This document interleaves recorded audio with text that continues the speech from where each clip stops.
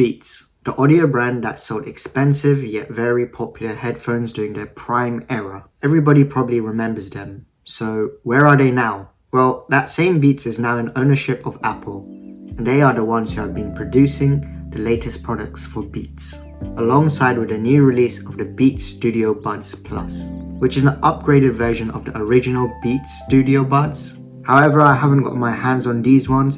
Instead, I've got my hands on this Beats Fit Pro. These earbuds have the Apple H1 chip and therefore also inherits the spatial audio alongside the transparency and ANC noise cancelling feature from Airpods and Airpods Max, which can be enabled just by holding the physical click gesture on the buds to cycle through the modes. For the design compared to the Airpods for instance, the difference is that Beats have these wingtips that the Airpods do not have. The fit in the name really suits the product. This is because obviously the wingtips are designed to help stay in the ear, which is very convenient as they are quite light, weighing in at 5.6 grams. So you won't really notice them in your ears. The wingtips can be 50-50 for some. When first using them, long periods of usage would make me get some discomfort. But if you would like to avoid any discomfort in the first place, there are other brands that I recommend such as Sony, Samsung, or even the lineup from Beats, including the previously mentioned ones. However, I personally like these Beats Fit Pro.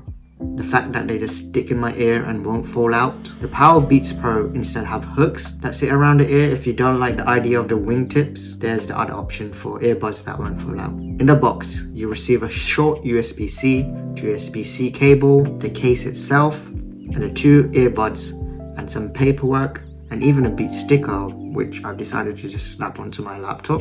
You do also receive different size ear tips which you can choose from. I personally use the large ear tips as it suits my ear size and does a very good job with noise cancelling, as the seal is designed for blocking out the outside noise. The ear tips are actually not that uncomfortable and they aren't too stuffy either if you find the right size. However, they're still not the greatest in the market at blocking out all sounds, but they do a good enough job if you just want to stay focused and less distracted from the noise around you. In my personal opinion, the sound quality is great. I spend most of my time, like others, using the buds to listen to music and occasionally at times watch videos. However, I mainly just use them to listen to music rather than watch videos because they've got that bass in the earbuds, which I'm a big fan of. Alongside all this, they also have the tracking, spatial audio, and full spatial audio, which is very well developed. I am no ways an audio expert, so please do take this into consideration, but all I can say is that these earbuds do pack a punch. They are stated to last 6 hours out of the case,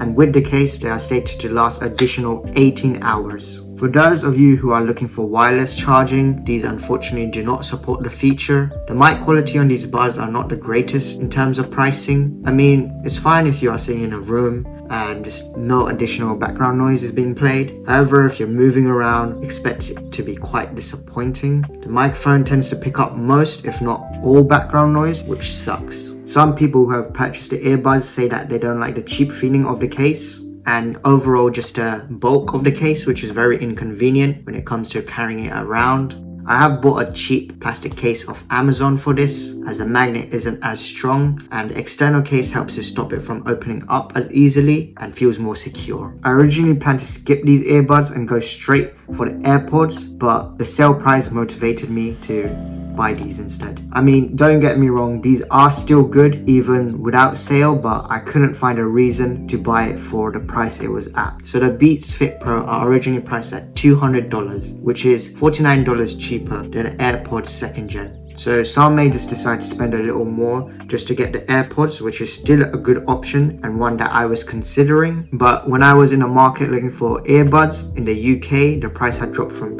£220 all the way to £159, which was a huge £61 reduction. Overall, for the price that I got it at, I would say that the value is decent as it is well developed for iOS users, and it also pairs really well with Android through the app, which is a win-win situation. So I've owned these up to 6 months.